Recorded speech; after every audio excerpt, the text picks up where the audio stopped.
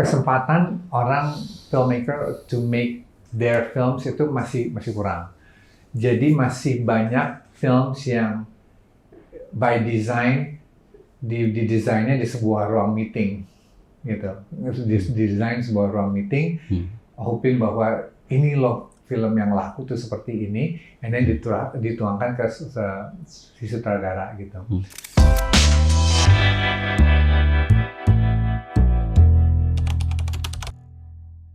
Aduh, kangen banget gue sama nih satu bocah gokil.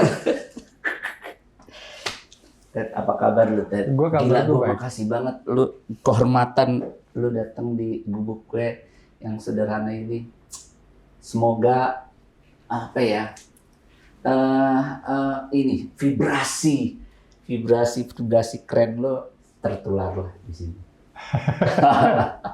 Lu jangan kira gue mau jaim nih, enggak lah, lu jangan jaim dong. Kamerawan bukan berarti jaim. Gini ya, kita ini teman lama, kita kenal udah berpuluhan tahun. Dan menurut gue dari Gang Alhamdulillah. Dari Gang Alhamdulillah. Dan menurut gue gini, ketika lu udah jadi sutradara, gue belum jadi sutradara, dan kayaknya lu orang pertama yang menganggap gue sutradara sebelum gue jadi sutradara gitu. Jadi gue selalu berterima kasih sama pasti gue gitu.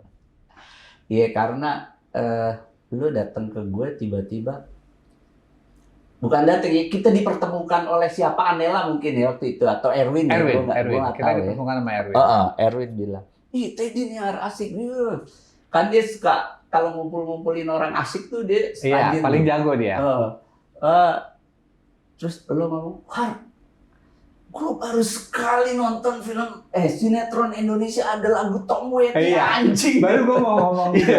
Gue baru mau ngomong gitu. Jadi waktu kita pertama kali ketemu, lu udah sukses dengan happy ending ya. Udah sukses dengan happy ending. Lu tiba-tiba dapat kerjaan untuk bikin Ali Topan seriesnya.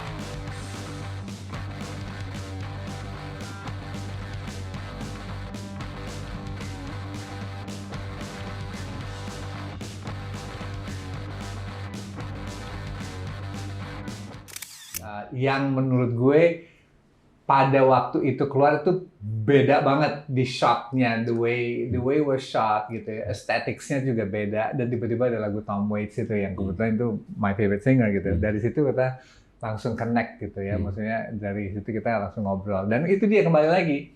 Yang gue ingat adalah pertama kali kita ketemu tuh gue nowhere near being a sutradara yet gitu ya, tapi karena mungkin gue punya passion di film atau apa, kayak lu tuh orang pertama kali yang kayak nganggap lo, oh ya this guy is a filmmaker gitu. Padahal waktu itu gue masih belum di situ ya. Gitu. Jadi gue selalu ingat itu aja. God bless Billy, mudah-mudahan. Gitu. Gini Ted, ngomong-ngomong pertama yaitu, setahu gue lo balik dari Inggris, lulusan jurusan lo, kalau nggak jurusan Kebayoran apa jurusan psikolog? Bukan, sebenarnya gini, jurusannya tuh lebih tepatnya skripsi gue aja tuh organizational psychology sama human behavior at work gitu. Jadi tetap psikolog perusahaan gitu. Makanya waktu itu kan gue sempat kerja di Coca-Cola kan sebagai HRD. Gitu. Nah, yang lo bener-bener akhirnya nyemplungin diri lo ke film tuh, cerita dong, kan mungkin fans lo mau tahu juga. Sebenarnya sempat kerja di perusahaan asing tadi yang Coca-Cola itu, cuman ternyata passionnya kan nggak di situ. Dan waktu gue kerja di Coca-Cola tuh kayaknya pertama kali gue kenalan sama lo tuh, kayaknya belum terlalu ini. Jadi dari situ nulis skenario waktu itu ya, judulnya Culik. yang waktu itu juga benar-benar nggak tahu mau bikinnya seperti apa, tapi emang out of passion sama desperation aja gitu nulis film culik. Nah, ntar dulu nih. Sebelum nulis culik itu yang mungkin fans-fans lo pengen tahu, kepikiran terus ingin mulai nulis skenario yang bakal tentunya akan lo shoot, itu apa sih Jadi trigger? mungkin banyak yang belum tahu cerita ini ya, banyak belum tahu ini, tapi this is quite a personal story juga. Jadi ketika waktu gue kuliah di London, gue sempat pacaran sama seseorang yang kebetulan itu dia kuliah film. Dia kuliah film. Waktu itu gue nggak kuliah film. Jadi dan I owe my career to her gitu, karena my knowledge of film waktu itu banyak tahu dari dia gitu, karena kita sangat dekat sekali, pacarannya juga 2,5 tahun gitu ya.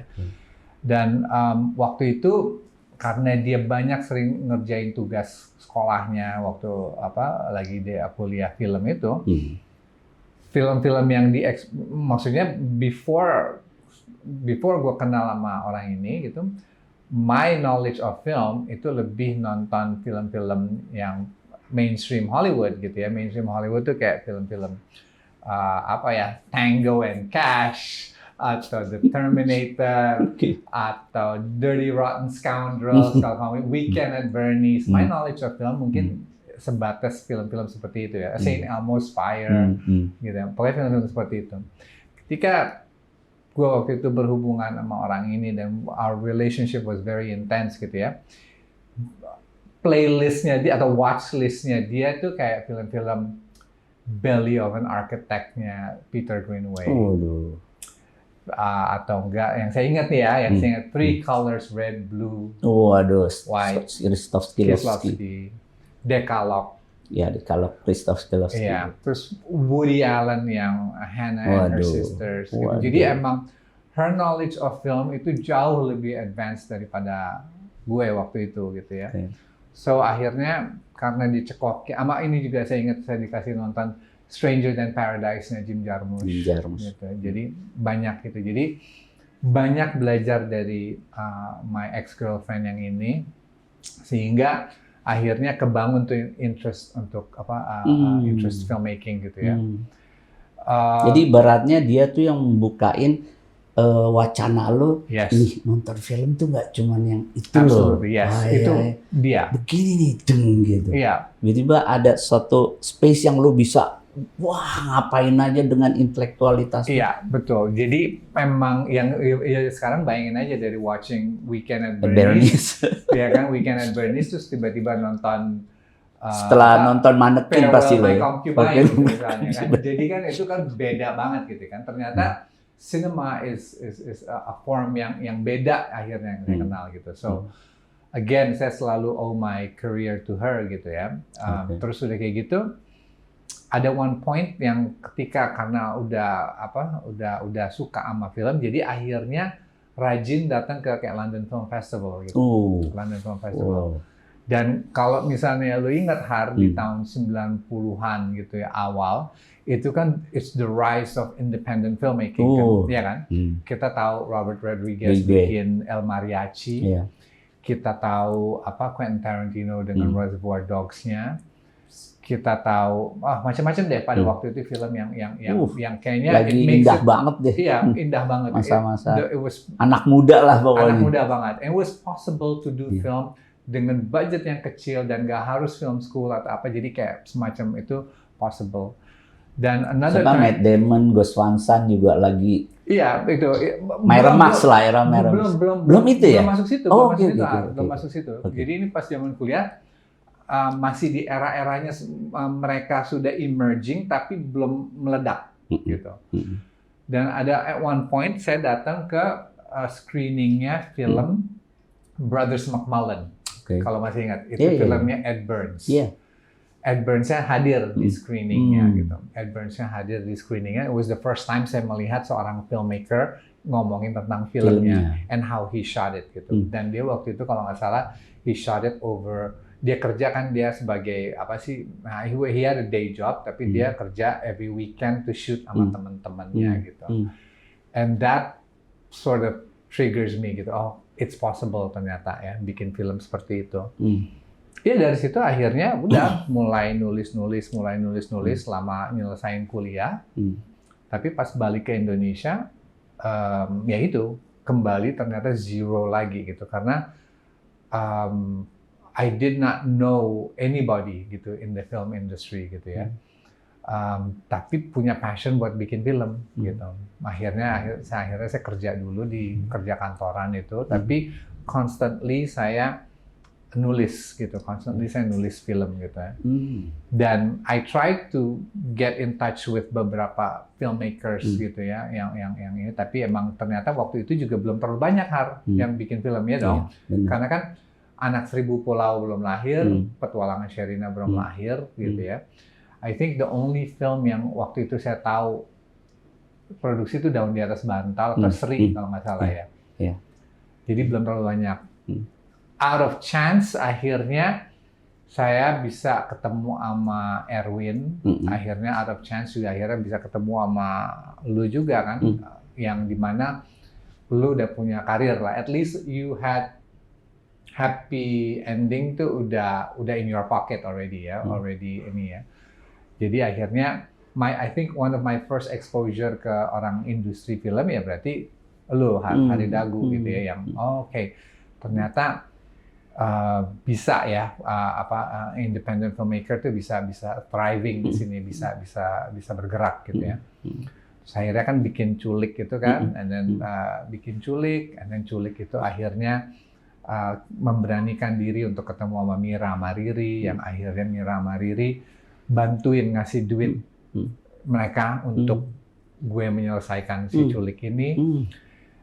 Culik juga dapat funding dari Göteborg Film Festival, tapi not a lot of money, tapi enough untuk bikin ini bergerak gitu ya. Ketika diedit emang yang kita punya, karena we shot it on celluloid kan. Ketika kita lu udah shoot in celluloid waktu itu. Celluloid. Jadi gini ini juga 16 mili. 35. Wah. 35. Jadi gini. Ini gue baru tahu nih.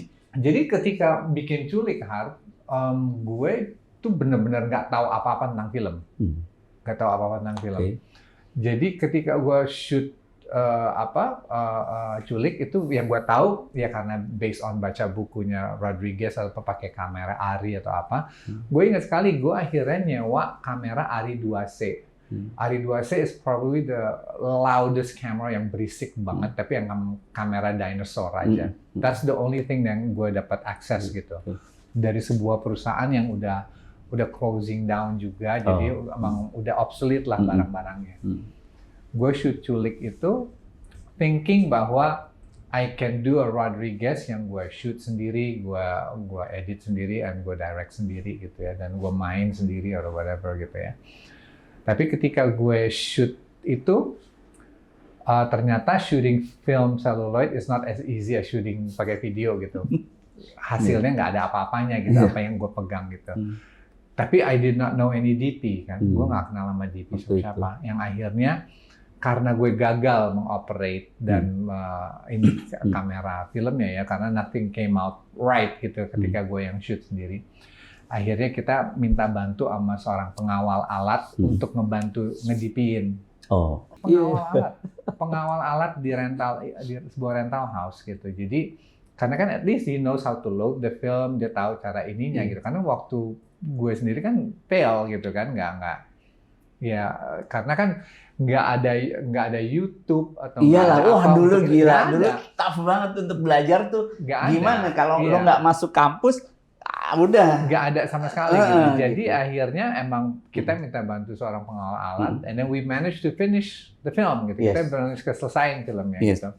Tapi tentunya kalau looking back ya filmnya jadi yang terbaik yang gue bisa bikin pada saat itu. Jadi gue anggap itu film school gue aja, karena gue shoot pakai itu dan editnya juga masih pakai Steenbeck ya. Gue ngeditnya di PFN. Karena belum ada non-linear editing yang namanya Media 100 belum ada, Avid belum ada, jadi kita ngeditnya Steenbeck.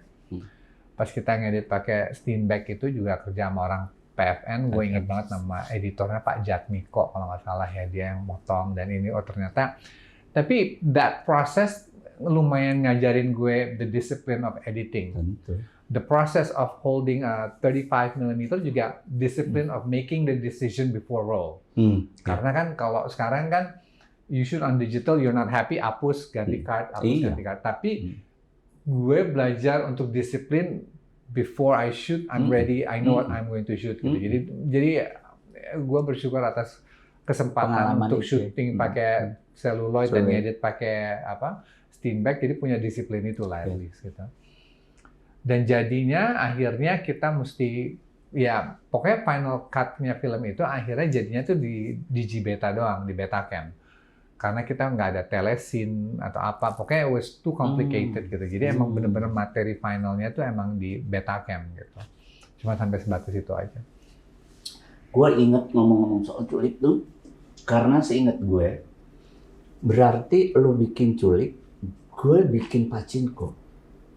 Kayaknya ya, di era-era itu ya. Iya, Gue di Jepang. 99 gue di Jepang, balik gue pachinko. Tapi gue kenal lu kayaknya sebelum lu berangkat ke Jepang. Jauh.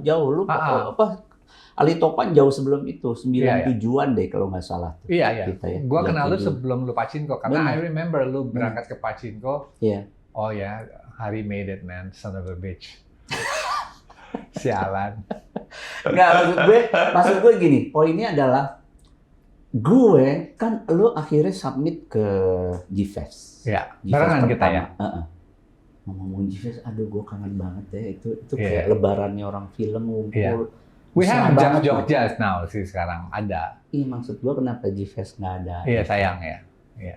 We love G-Fest so much kan. Itu pasti ngumpul, segala macam. Gue masih ingat waktu G-Fest kita, itu, oh man, probably my film dari film yang keluar di G-Fest yang kan, waktu itu kan Shanti kan men-showcase film-film yang baru ya. I think that was kita, lu sama gue ya, ada Pachinko, ada Culik. Ennison ya? Ennison apa gitu, bikin film apa? Iya, ada Ennison. Ada ini juga, ada filmnya Rudy, ROC apa? Oh iya, Rudy setelah Bintang Jatuh tuh kadang. Iya, ROC. Sama filmnya Indra Yudhistira juga ada tuh yang... Oh yang bulan-bulan apa? Bukan. Yang Jakarta Project. Oh iya. Iya kan? Yes.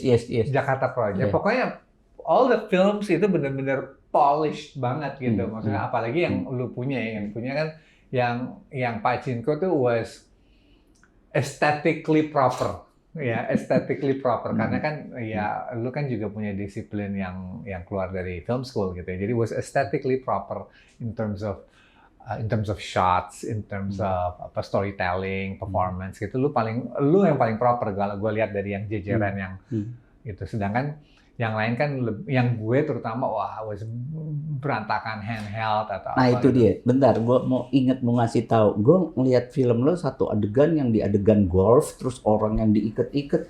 Buat gue udah nggak ngelihat film yang secara gue bodo amat kan, Ted, kalau ngeliat film estetis apa nggak estetis, gue kebawa apa enggak gitu aja. Nah gue ngeliat lo, gila energi ini anak, gue cemburu loh sama lo. Anjing ada, yang gue tahu tuh film-film kayak begini nih, film-film British nih, yang kelotokan kayak gini nih.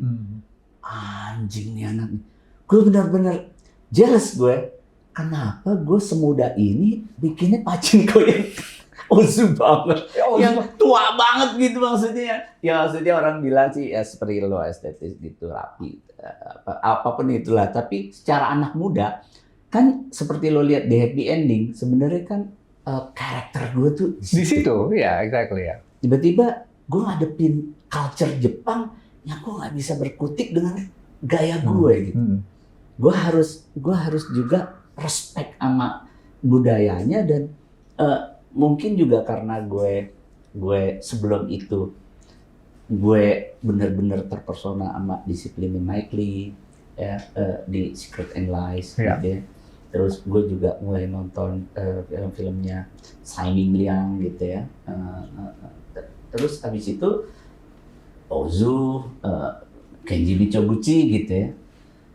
Emang kayak gini harusnya kalau kita benar-benar ada di Jepang, oh pantas Jepang kayak begini. Nah, tapi itu dia Har. Ini setelah gue reach di umur gue yang sekarang ini dan udah ada body of work. Setelah gue lihat lagi ke di masa lalu lah di first film, I think problemnya first time filmmakers, at least dari kacamata gue, dari point of view gue, first time filmmakers itu biasanya problemnya adalah self control. Yes. Jadi gini, ketika kita mau bikin film pertama kita, we want to show everything yang influence kita. We want, if we're influenced by Ozu, if we're influenced by the Coen brothers, if we're influenced by Guy Ritchie, it's influenced by Tarantino, itu biasanya tuh mau tumpah semuanya. Sedangkan itu yang nggak ada self control itu, sama bukan di Indonesia aja, maksudnya di luar mana-mana. Ketika ada fenomena Pulp Fiction. Pulp Fiction Tarantino, benar kan? Ada peraturan kalau lo film lo kayak Tarantino nggak usah masuk ke festival. Banyak banget kan filmmakers yang coba bikin film seperti itu gitu. Jadi they want to show everything. Nah, sama waktu gue pun bikin Culik atau gue bikin Banyu Biru, it's like so many references yang ini yang kita dapetin, yang kita absorb, kita tuangin. As if kita nggak punya kesempatan lagi buat bikin film seperti itu. Jadi do or die banget. Jadi kalau misalnya gue selalu menyarankan ke first time filmmakers, self control. Benar-benar you have to know what you want to say. Jadi noise yang lu dapetin dari influence atau dari references atau apa, mesti di tone down dulu gitu. Karena mesti self control. Karena gue setelah berapa film, gue belajar self control tuh pertama kali ketika gue bikin Lovely Man. Lovely Man itu gue self control, gitu. Jadi gue nggak mikirin influence gue seperti apa, atau mau film ini seperti apa, atau gue mau mikirin audiensnya itu siapa, gitu. It's about itu aja sih. Self control. Kalau gue sih, kalau ada yang mau belajar gitu, murid-murid gue resmi apa tidak gitu ya. Gue agak kebalikan dari lu. Gue nggak apa-apa, udah lakuin aja biar salah, maksudnya biar dia melangkahi harus ngelewatin proses itu gitu. Iya, itu sih. Anyway, tadi ketika gue lihat film lo di Culik, gue wah ini anak gokil nih, energinya gue suka banget. Nah, kemari yang gue bilang tadi udah banyak pengetahuan, self control, gue juga melihat perkembangan itu. Jadi memang sewajarnya sih filmmaker tuh film mengikuti perkembangan dari semua unsur dari filmmakernya gitu. Nah, cuman yang gue agak heran, dan kemarin Rada Survive nonton film lo terakhir, mungkin kita butuh waktu ya. Mungkin kita perlu waktu. Gue kan tahu lo Jim Jarmusch, tahu lo Woody Allen gitu ya. Maksudnya lo senang banget itu, di kepala gue tuh itu. Pas gue lihat ini, gue justru melihat, gue surprise karena ini personal lo banget nih. Kayaknya rasan gue gitu. Lo udah mulai jujur ya di screen, jujur dengan apa adanya lo, ketidakberdayaannya lo, sekehidupannya tuh ditumpahin ya. Karena kan kalau gue lihat drama yang ada di Indonesia, semuanya kan formula, rata-rata ya formula. Gue nggak tahu ini formula apa enggak, tapi maksud gue ya mungkin ada formulanya, ada problemnya, ada pengenalannya, ada big problem. Mungkin karena open endingnya aja yang lo menurut gue sangat dewasa, nggak mau menghakimi, nggak mau apa, kayak dibilang kayak ini nggak apa-apa, tapi hati lo luka gitu ya, gitu. Nah, tiba-tiba memang feel-nya jauh dari apa yang gue sangka gitu. Dan yang lebih menonjol lagi sebelum-sebelumnya nih, kalau gue ngelihat lu dalam hal maskulinitas, lu justru melihat menonjolkan kelemahan itu. Bahkan kadang-kadang ngancur pelan-pelan gitu ya. Yang gue rasain ya, correct me if I'm wrong gitu.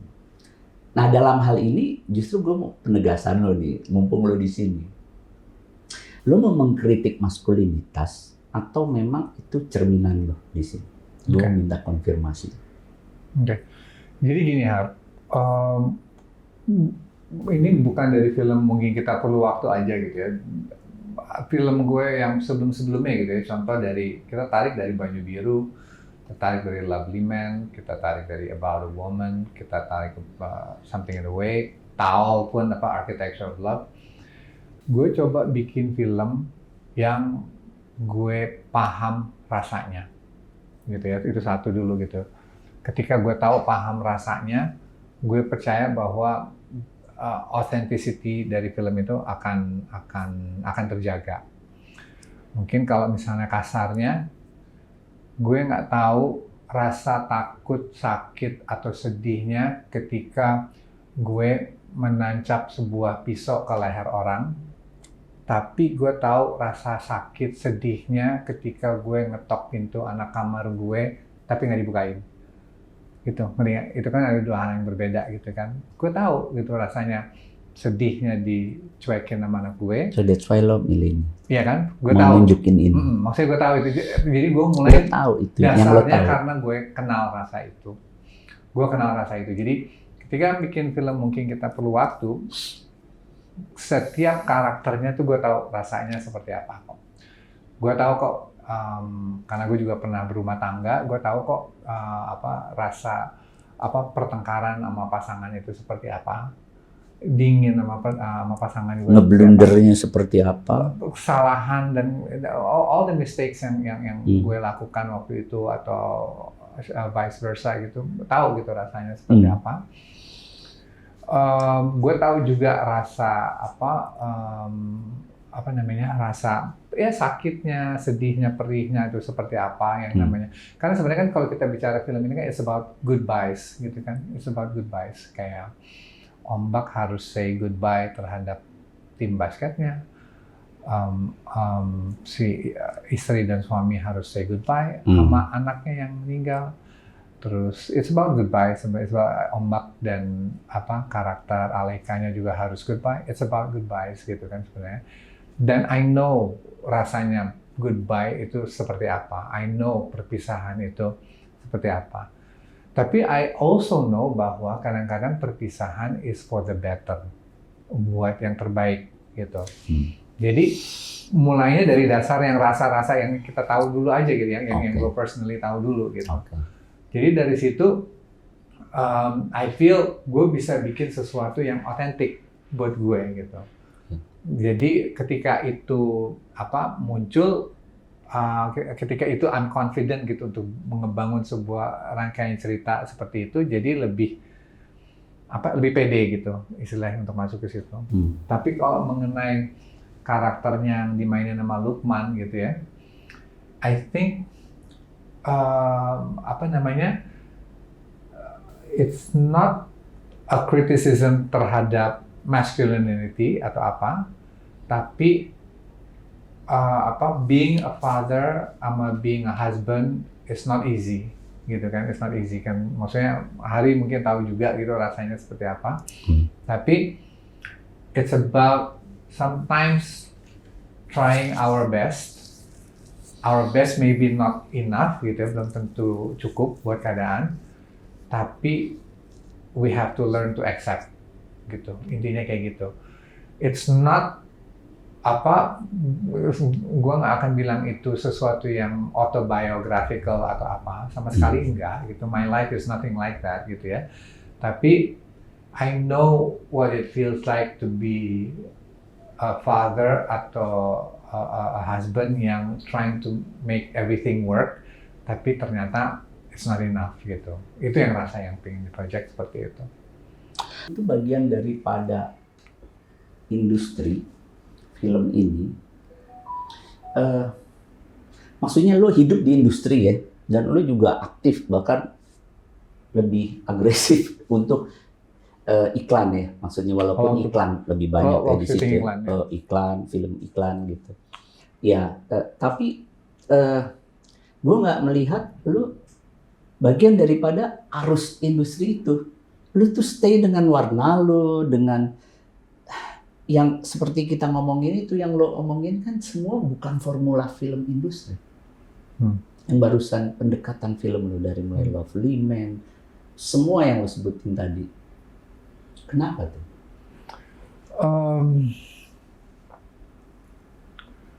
Sebenarnya kalau jadi gini, mungkin positioning gue di industri dulu kali ya. Positioning gue di industri kayaknya kalau misalnya ada orang mau kerja sama gue atau apa gitu, mungkin misalnya ada film dari studio mana gitu ya, mungkin nama gue tuh muncul di nomor 15 kali ya. Gue bukan di nomor 1 pilihan pertama, misalnya ada film A, mereka akan ke sutradara Bukan ini kesayangan.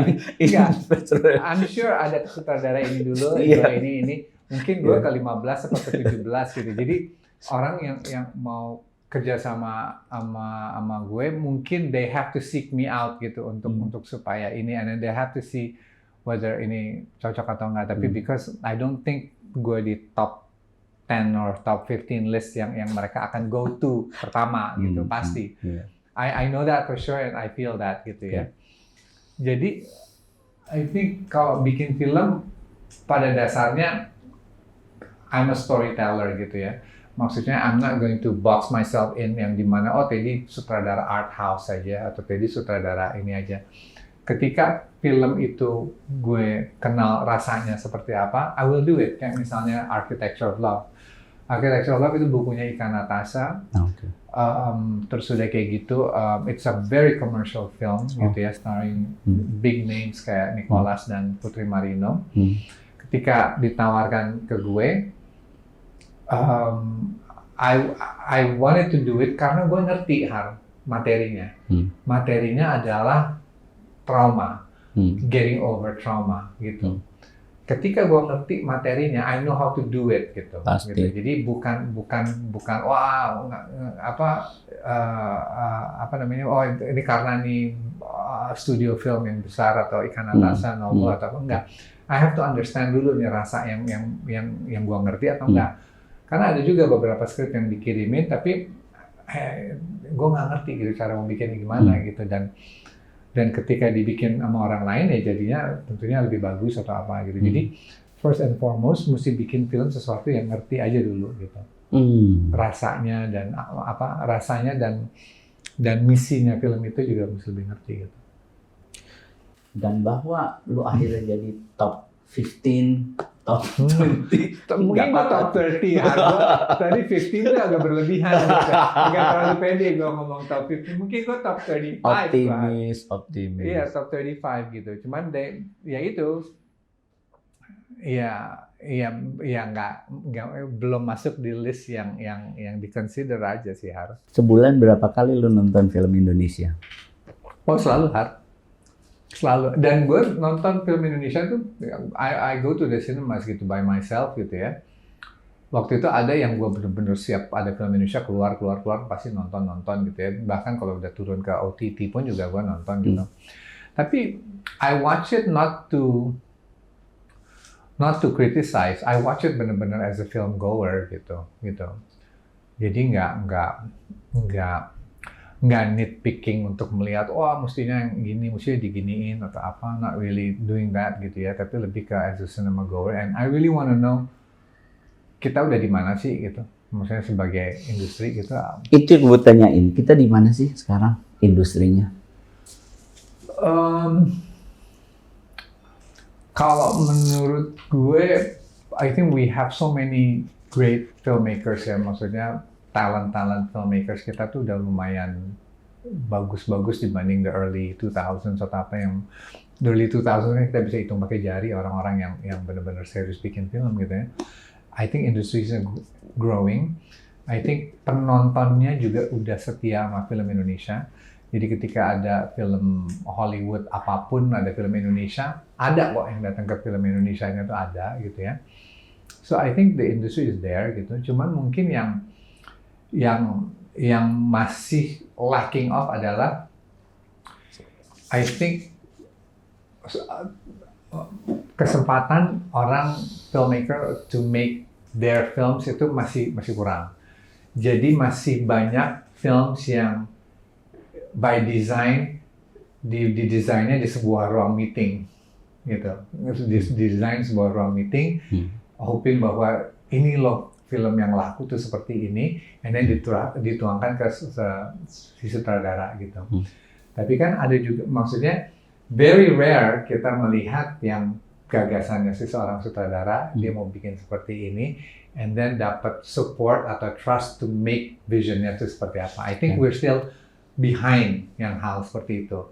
Yang lebih majority yang ada tuh adalah rasa-rasanya adalah film yang by design di sebuah ruang meeting. Oh, kayak ini ada horor yang laku, kita mesti bikin horor yang tentang ini, temanya mungkin tentang sekte atau mungkin tentang kesurupan gitu. Jadi riding the waves gitu kan. Ketika if you're riding the waves gitu, berarti kan it makes option of other themes itu agak sulit. It makes the market saturated dengan film yang sama aja, gitu ya. Maksudnya setiap minggu kan kita melihat poster film horor, sampai udah kadang-kadang pemainnya sama juga gitu ya. Kadang-kadang sampai dan tonality-nya semuanya sama, the way they light it, the way they promote the poster dengan font yang warna merah, dengan ini maksudnya sama gitu kan. Tapi kan that's what the industry looks like right now gitu kan, gitu. Jadi hopefully that can change gitu, biar kita bisa filmmakers yang punya voice, yang punya signature, yang punya cerita dan IP-nya sendiri. It doesn't have to be something yang art house juga gitu. Saya bukan bicara bahwa harus yang art house gitu, enggak, tapi yang punya voice, yang punya idea, punya konten sendiri bisa berkembang gitu, seperti bisa dikasih kesempatan di Indonesia gitu. I think yang lumayan ngedobrak gitu. Misalnya kita bicara horor ya, yang lumayan ngedobrak di US tuh yang a good example ya adalah Get Out-nya Jordan Peele gitu kan. That came from out of nowhere gitu. That horror thriller yang bisa tap the black market juga gitu ya. The black audience gitu ya. Maksudnya, and then cara penceritanya juga benar-benar fresh dan beda gitu. It's funny, it's scary, it's semuanya gitu. That sort of ini. Tapi kan that alone itu muncul benar-benar one out of beberapa film horor lainnya gitu kan. And it work gitu, formula itu gitu. Jadi mungkin itu tuh sebenarnya. Dan nyambung sedikit pertanyaan, setelah itu ketika dia bikin lagi sudah menyadari industri tidak seperti dia di develop, dia tahu what do you think? Tentunya pasti kan ketika dia bikin yang lainnya, dia udah dapat mainan banyak kan, uangnya pasti udah, budgetnya udah dibesarin, dia udah bisa bikin epic scale. Of course dia as a filmmaker grow to do something ini gitu kan. Tapi at least kalau menurut gue gini, masih ada warnanya, masih gitu. ada dianya, maksudnya you know, masih ada signature-nya dianya kok gitu, masih ada signature dianya gitu. Jadi still gitu, I think it's about ngasih kesempatan to that gitu. Jadi menurut lo industri membunuh personality atau membunuh? Not membunuh sih Har, tapi lebih ke I think the people with money atau the decision makers itu should. Itu kayak lo lihat Night Shyamalan pertama di Sixth Sense, habis itu kemarin itu udah wah. Tapi dia kembali sekarang gini, Hardy kembali nge-funding filmnya sendiri. Tahu, dan dia nggak keluar dari signature, tipe directingnya apanya. Tapi di luar itu seolah-olah gue bikin apa lagi ya, aduh mikirin apa lagi, udah sadar gitu ya. Tapi dia he's making money Har, dari karya-karyanya dia tuh dia ini loh, maksudnya I don't know ya, saya nggak terlalu ngerti journey-nya dia ya, tapi journey-nya dia mungkin kalau kita tarik dari breakthrough-nya dia di Sixth Sense, dia pasti sama studio digenjot lagi bikin Unbreakable, terus digenjot lagi dia bikin Signs, dia bikin ini kan, terus lama-lama tuh udah mulai berantakan tuh yang dia bikin apa yang sama Will Lady Smith. in the Water lah apa. Iya ya udah yang sama Will Smith sama anaknya juga udah mulai berantakan. Sama yang apa sih Avatar apa yang Avatar.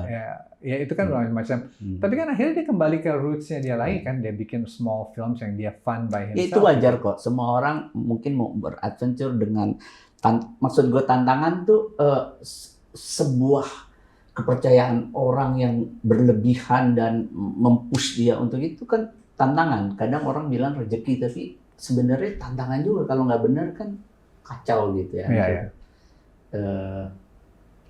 Dalam posisi ini sih gue nggak memposisikan gue ini ya, pada saat gue bikin series ya, contohnya dulu Jenderal Kancil Ratu Maut tiba-tiba boom gitu. Itu film dong? Ada filmnya tapi series duluan. Ya, seriesnya yang nge-boom kan? Iya, series duluan yang orang dari tradisi gini tiba-tiba ada yang begini gitu ya, dan itu bertahan gitu 2 tahun, dan sampai gue sendiri yang nyetop karena enough, ini harus redesign gitu, sampai TV-nya marah-marah. Sampai berapa ini waktu itu? Dulu kan seminggu sekali, jadi 52 episode tuh menurut gue udah meleget banget gitu ngerjain. 52 nyampe? Nyampe, bahkan diterusin sampai 120 dan kita nggak mau. Oh ya, bukan lu lagi yang nurusin? Stop, akhirnya rerun karena mereka nggak percaya itu kok di garap tapi orang lain. Tapi sempat dikerjain sama orang lain? Enggak. Oke. Enggak, rerun akhirnya.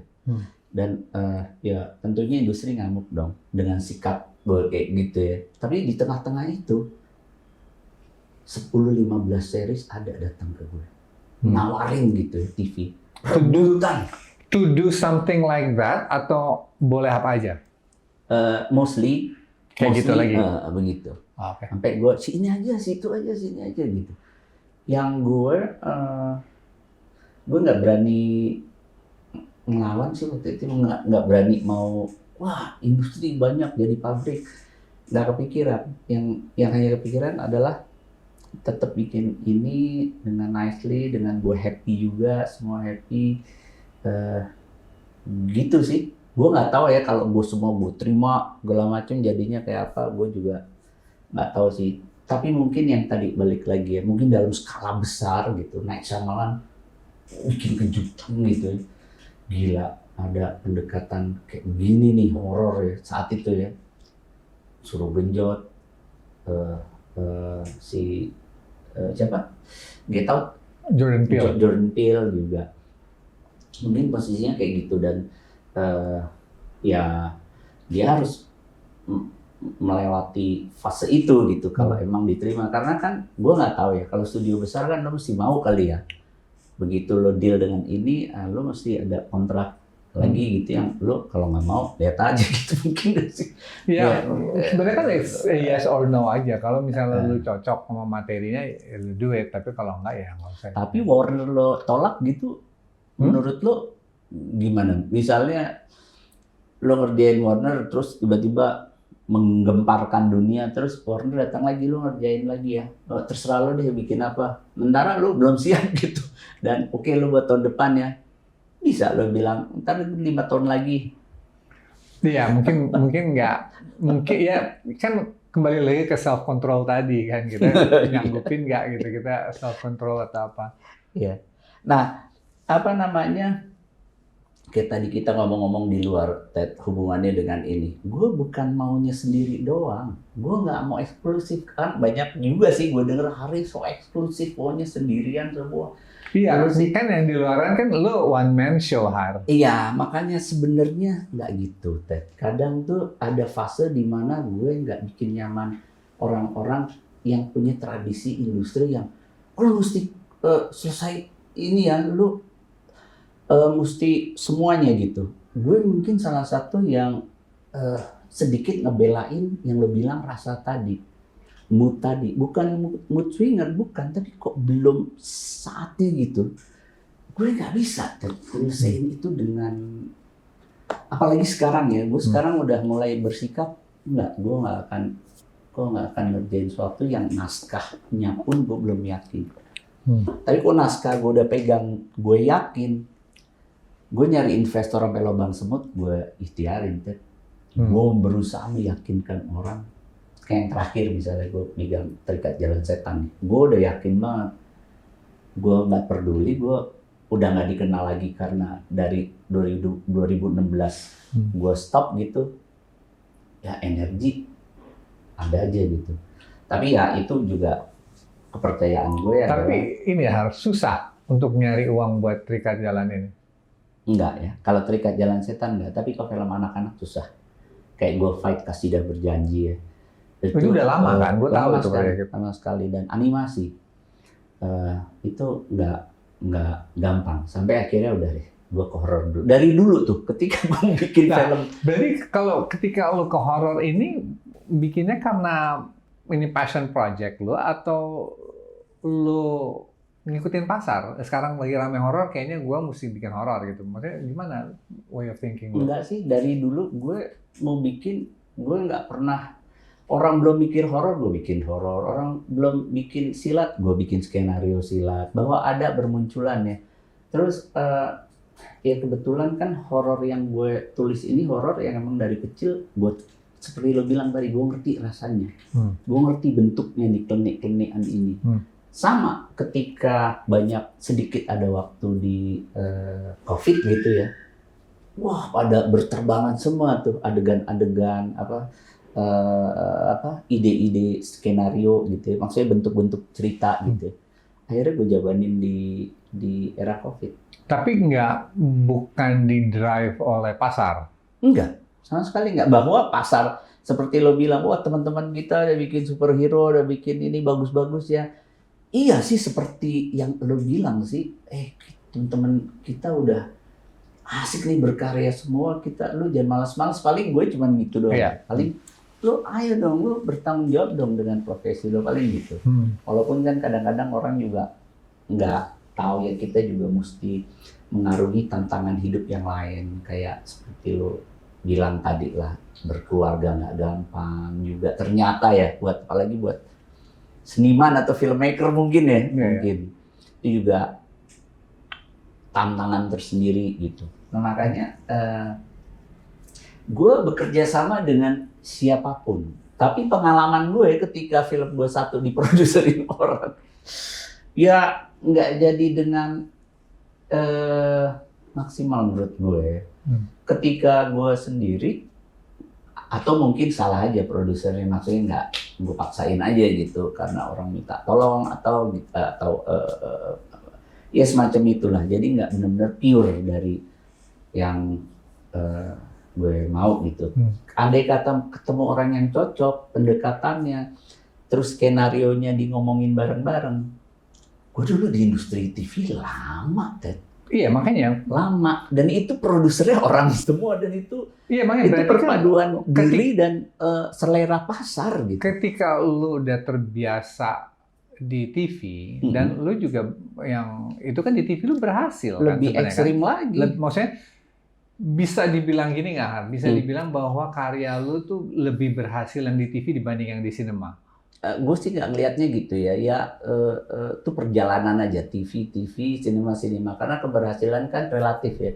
Karena kan big hit banget sinetron lo kan. Tapi kan lu ngomongin berhasil sinema nggak perlu harus jadi big hit. Lo ukuran gitu ya. Ukurannya ketika lo bikin film misalnya, let's say, gue bikin Sunya.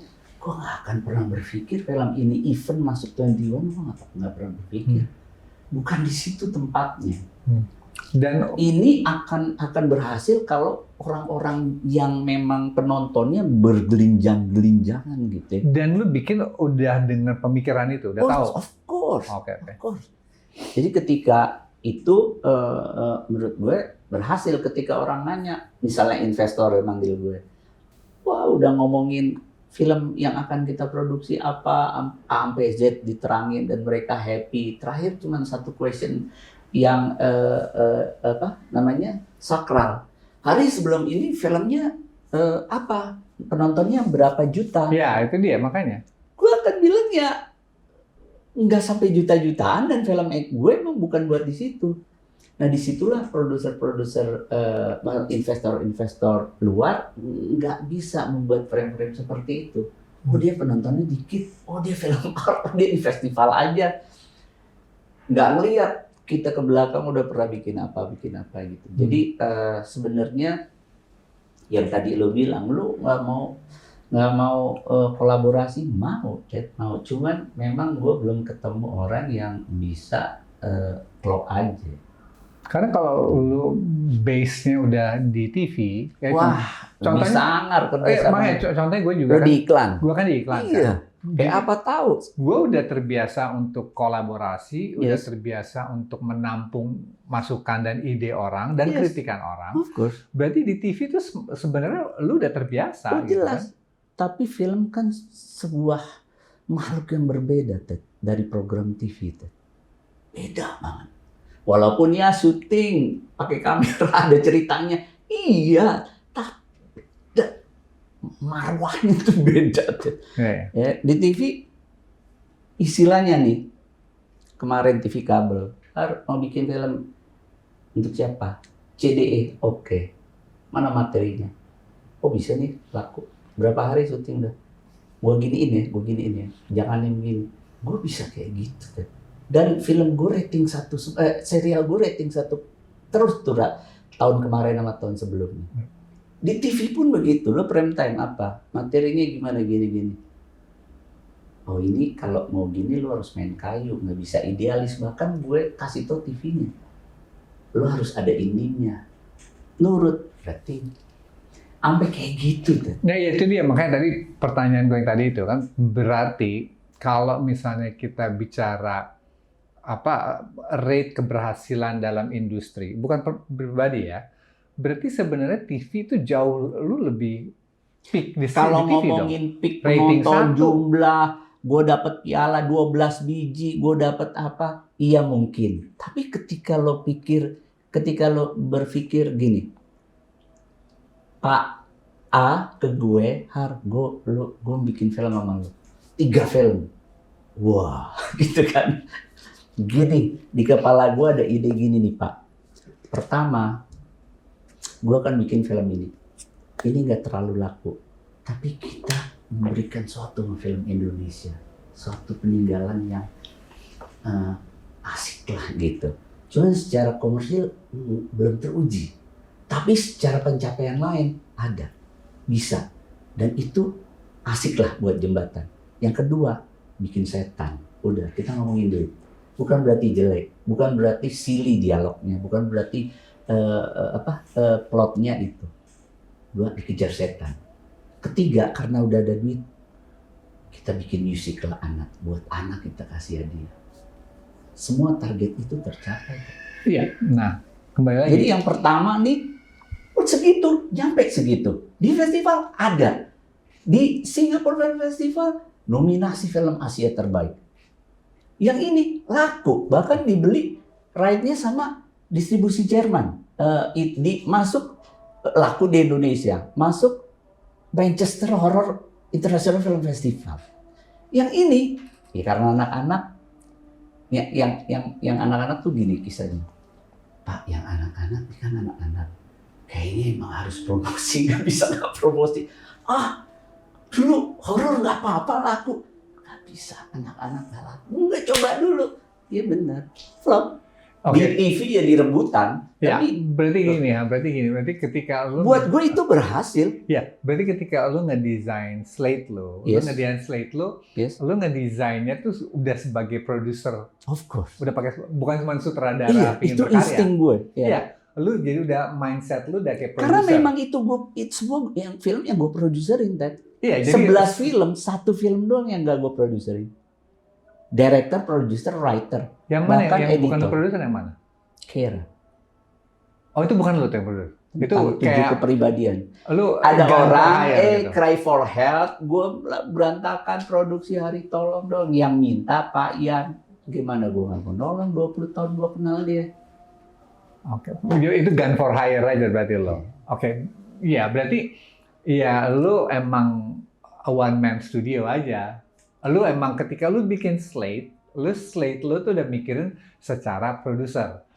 You know bahwa misalnya Sunya ini it's an art house film, ini emang udah desain seperti ini, dan lu udah targetin audience, lu udah tahu siapa, dan lu udah tahu bahwa uangnya akan seperti ini dan baliknya akan seperti ini. Jadi, sesungguhnya ketika ada produser yang bisa masuk dalam kanal itu, tukar pikiran, nih gue orientasinya begini, kita sama-sama produce, gue terbuka, bahkan gue seneng gitu. Kalau ada orang yang bisa menerima itu gitu. Nah, karena itu slate itu satu slate ha? Apa? Itu 3 film itu tuh satu slate, satu investor. Oh, oke. Ya seperti kita ketahui lah, investor break even ada sedikit sesuai prediksi, go ahead. Laku, wah ayo. Begitu nggak laku, Begitu plot, padahal kita udah kasih tahu di depan gambarannya kayak apa. Kalau begini lo masuk neraka, kalau gini surga. Nah, coba dulu lah. Begitu di neraka ya kapok. Padahal di sini udah teruji gitu. Rata-rata ya kalau investor lepasan ya, maksudnya kok private investor yang benar-benar. Iya. Jadi kira-kira gue gitu Ted. Bukan berarti bukan berarti gue di sini ajang klarifikasi ya. Enggak. Jadi enggak karena gini karena dari teman-teman yang bikin film kan yang lumayan tidak terdeteksi pergerakannya seperti apa, salah satunya kan lo kan, maksudnya tiba-tiba lu muncul dengan film ini, maksudnya gue juga pingin tahu juga ininya way of the method of madness-nya Hari itu gimana sih? Enggak. Because come on man, lu dari Sunya terus tiba-tiba ke horor itu kan terikat jalan setan. Maksudnya itu kan something yang quite different gitu. Maksud gue kalau misalnya lu lihat kerjaan-kerjaan gue kan masih senyawa. Sedangkan kayak lu kayak studio yang taking risk di berbagai macam style, di berbagai macam genre, tapi with only one director gitu kan. You're doing Sunya, which is a very art house film, terus tiba-tiba you're doing a horror, Terikat Jalan Setan, yang which is a very very horror film gitu. Jadi kan itu kan kayak lu one man studio tapi one man director juga gitu kan. Makanya way of thinkingnya itu yang gue masih penasaran. Kalau untuk makers ya, mungkin gue sama lama lo bilang ketika latar belakang orang menentukan. Kalau gue sebenarnya kan emang dari dulu cinta banget sama film tuh. Ya. Gue cinta musical, gue cinta horror, gue cinta. Gue inget di Gang Alhamdulillah koleksi film lu dan lu library dan encyclopedia film lu jalan. My knowledge of film dibanding lu gue cuma 20%. Tanpa sengaja, maksudnya itu karena cinta, maksudnya karena gue seneng gitu. Nah, bagi gue lu bikin horror nggak apa-apa, bikin kuntilanak nggak apa-apa, bikin yang bener. Jangan yang ngaco, jangan yang ngibul. Maksudnya ngibul tuh lu nggak tahu apa-apa, lu bikin kayak lu bilang, gue nggak kenal rasanya, gue nggak ada. Itu respect orang-orang kayak gitu. Ketika lu tahu, hajar. Jangan, wah ada proyek datang, hajar. Ntar deh belakangan, yang penting iya dulu. Gue bisa apa enggak? Gue nggak respect orang kayak gitu. Even itu produsernya.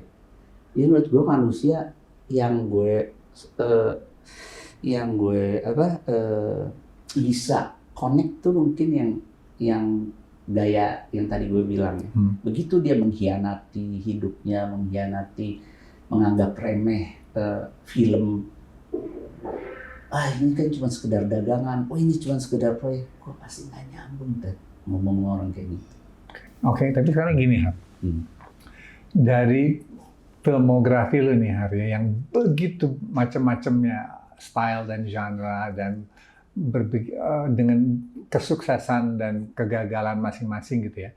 Yang satu karya lu yang lu anggap ini legacy gue yang ini nih, film ini adalah yang mendekati, tentunya kan film nggak ada yang sempurna ya gitu yang kita bikin. Maksudnya gue pun juga bikin film banyak yang gue ngerasa belum sesuai dengan harapan dan ekspektasi gue gitu. Tapi yang menurut lu dari filmografi lu, oke, ini yang mendekati gue sempurna dan this is my legacy, this film. Yang mana?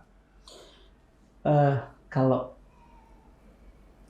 gue rasain ya, gue all out di happy ending ya. Short film, kalau untuk short filmnya. Kalau untuk pencapaian kedewasaan, kesabaran, jadi antara feel dan knowledge dan kedewasaan tuh, gue menemuin diri gue di sini. Oke. Itu udah dua film yang berbeda loh, Har. Bener. Happy ending maksudnya itu udah dua film yang berbeda. Sesungguhnya itu bentuk, Ted. Tapi kalau maksud gue ya, kalau gue ya ngelihatnya lebih dalam lagi ke core-nya, sebenarnya tuh nggak jauh beda. Ya voice juga, tapi ini lebih dewasa gitu ya. Lebih sabar, lebih dewasa gitu ya, lebih controlling. Umur berapa tuh Har bikin Sunya, kalau gue boleh tahu?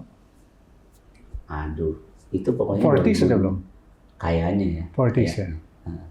Terus sekarang gue masuk ke ranah yang benar-benar mainstream seperti lo bilang tadi ya, Terikat Jalan Setan, gue juga ngerasa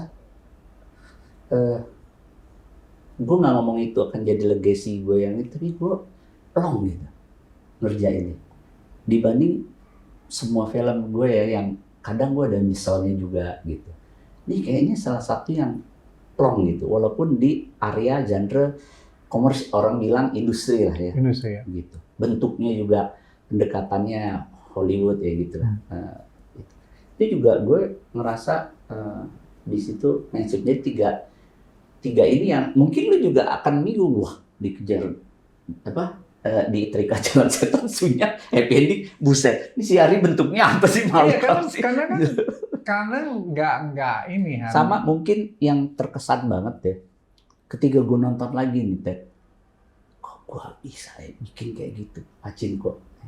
Ketika gue lihat Pachinko, ya lu jangan lihat itu di syuting dari VX 1000 720, tapi gue suka sih itu. Gue sabar, gue ngetengahin itu, gue kangen ada di situ. Gue kangen bikin kayak gitu, walaupun gue nggak mau meniru diri gue, tapi gue kangen ada. Tapi ketika gue ngeliat film lo yang terakhir nih, anjing, gue bilang, maksud gue itu kan pendekatannya benar-benar yang lo tanpa sadar. Gue ngerasa ada similarity dengan Pachinko ya, family, komunikasi yang nggak beres gitu ya, ego masing-masing. Anjing, gue ngerasa kayak nostalgia ke Pachinko gitu ya. Walaupun memang gue lebih kepada anjing tadi hidupnya sekarang. Gue bisa ngerasain kalau itu relate sama hidup lo. Jadi gini ya, kalau mungkin kita perlu waktu, kalau gue bikinnya di umur 27, gue nggak bisa bikin. Nggak bisa, lain. Emang harus di umur gue yang sekarang gitu. Lain. Oke, satu yang gue mau tanyain. Gimana kerjasama lo sama Dono di film ini? Sama editor, Bolio ya. Dono tuh udah ngedit film gue tuh udah banyak. Dono tuh udah ngedit film gue dari film Ruang dia ngedit, terus ada beberapa lagi yang lain dia udah ngedit film gue. Lovely Man dia ngedit, Lovely Man. About a Woman juga dia ngedit. Jadi lebih ke ini sih, Dono itu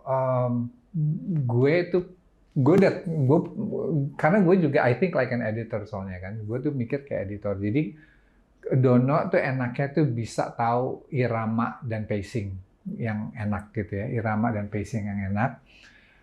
Jadi gue tuh lebih nge-briefnya dia tuh di awal tuh rasa yang gue pengen dapetin seperti apa. Gue bilang bahwa gue mau slow burn. Awalnya juga gue bilang bahwa mesti trust the performance, gue bilang gitu. Jadi maksudnya maksudnya performance itu should drive the film gitu, bukan kita mau coba mengedit supaya plotnya seperti apa gitu. Jadi lebih ke performance base-nya aja. Jadi kalau kita perlu waktu buat linger lebih lama di ekspresi atau apa, itu kita mesti percaya itu. Kayak contohnya ada, nggak tahu kalau lu masih inget di filmnya ya, di awal cerita tuh ada satu adegan yang Lukman memeluk Ina dari belakang, kita tahan lama, terus Ina tiba-tiba matanya melek gitu ya. At the right time kita menyediakan scene itu, rasa Ina ada bermasalah dalam relationship-nya itu juga dapat gitu sama. Itu satu sequence yang menurut gue Dono tahu timing pasnya itu seperti apa. Sama ada satu lagi adegan yang ini juga gue suka gitu ya, yang Tisa Biani nengok ke Bima Azril di dalam kelas, dia mukanya dia bikin dia bercandain ke Bimanya, tapi pas dia balik badan, gradually kita ngelihat perubahannya dia, yang kita ngelihat bahwa she's problematic gitu. Itu kan something yang we did not say but we showed gitu kan, maksudnya.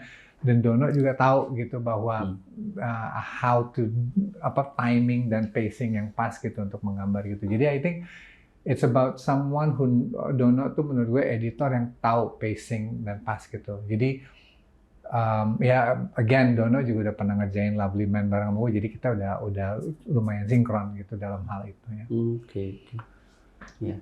Ya karena kan editor ya menurut gue salah satu jantung dari film lo yang lo mesti juga percaya yang lo harus memegang trust lo kan di dia. Maksudnya kepercayaan saudara gitu ya. Dan ya nasibnya di situ dia harus orang yang tepat gitu. Iya. Mengedit. Maksudnya balik lagi kenapa gue kadang-kadang ketika gue tanya, gue nelpon di sini 2-3 editor. Mas, gue sibuk ya.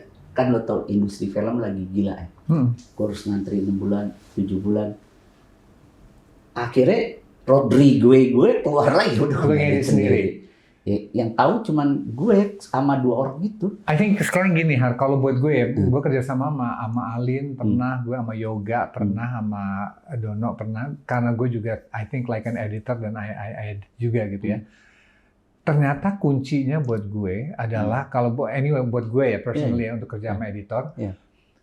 Editor itu gue nggak mau brief apa-apa dulu. I want them to have the freedom untuk dia ngedit dulu.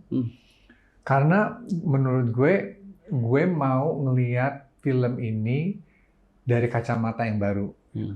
Maksudnya kita kan ketika ngeliat lukisan dari dekat kan nggak bagus ya. Tapi ketika we step back 10 feet gitu baru kita ngeliat itu lukisannya bagus gitu. Jadi kalau menurut gue 2 hal yang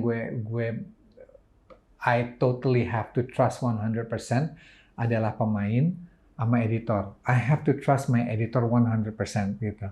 Kalau gue nggak trust, kalau gue udah mulai setir, kalau gue udah mulai treat editor gue kayak operator, itu udah bad sign. Pasti. Jadi gue selalu kayak sama Yoga atau sama Alin atau sama Dono, itu it's about trust. I have to trust them gitu. Itu aja sih yang penting. Iya, makanya tadi gue nyebut Rodriguez karena kan emang kita besar di situ. Walaupun gue juga kadang-kadang melihat nafas dan langkah gue di film sebagai kehidupan gue ya. Artinya mau ada Rodriguez, nggak ada, pasti gue akan melakukan ini gitu. Sebelum gue baca Rodriguez juga gue ngendel happy ending semuanya gitu. Karena harus survive, ya zaman dulu kan nggak ada editor. Itu yang ngedit siapa? Gue juga. Oh, happy ending lo yang ngedit? Oke. Jadi non-linear atau masih pakai steam back? Steam back. Cekrek. Ya, cekrek sambung. Cekrek, wah ikut rusak filmnya. Waduh. Ya gitu. Jadi itu Toronto Har ya? Banyak Toronto, premiere di Toronto kan? Iya. Palm Springs, lu juga pernah Palm Springs kan? Palm Springs, Tampere, gitulah keliling-keliling. Tapi pertama premiere di Singapura. Oh, premiere Singapura, bukan Toronto dulu? Bukan, Philip Chia. Karena yang ambil dulu. Karena Singapura dulu terbesar di Asia. Iya, sempat ya. Iya, era itu ya, bukan Tokyo lagi. Tahu. Dan Pusan masih belajar di Singapura. Maka ketika lo masuk itu lo pasti kurator. Dan ketemunya sama. Ya dia lagi. Ya dia lagi kalah lagi sama dia kalah. Udah kayak begitu aja. Gue ketemu sama filmnya Nick Park satu yang gourmet itulah. Kedua yang menang di Cannes yang adegannya tuh diambil Matrix ketika Matrix kehilangan mulutnya tuh. Jadi ya dia lagi ya udah. Habis berapa waktu itu HP ini? Apanya? Bikinnya 20-an juta sih habis. 20 juta ya. Gue beruntung waktu itu berapa can? Karena ada wayangnya gitu. Gue bisa bawa itu ke Dirjen Kebudayaan. Jadi gue dapat 13 juta dari Dirjen. Selebihnya gue nombokin. Maksudnya cari. Ken gue nggak inget lah. Karena satu ken kan panjangnya 10 menit ya. Tapi 16 kan. 16 mili. Tapi memang nggak kayak sekarang bikin pakai digital semua maunya. Seperti lo bilang. Satu shot aja itu perhitungannya udah ada disiplin untuk kita ready to roll gitu kan. Benar. Gitu. Nah itu yang terlibat di happy ending itu ada yang jadi praktisi industri sekarang nggak?